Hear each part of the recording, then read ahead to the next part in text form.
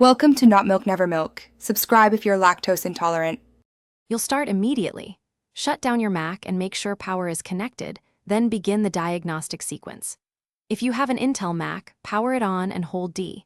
If you have Apple Silicon, press and hold the power button until startup options appear, then press Command D or choose Diagnostics. Once done, the system will load hardware tests. Make sure any external drives are disconnected so they don't interfere with results.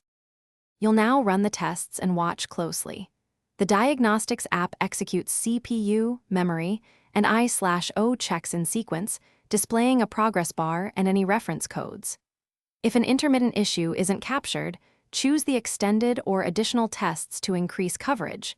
These take longer but provide more detail. Make sure to write down or photograph any error codes and messages. Those short codes, once the suite completes, review the summary and any suggested repair actions. This tells you whether a hardware part likely needs service.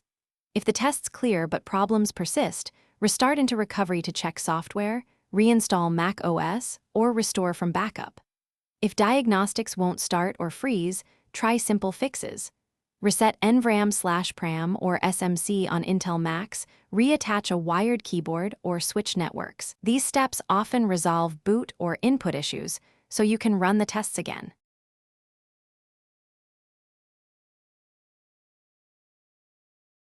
Thanks for watching. If this was helpful, leave a like and consider subscribing. See you next time.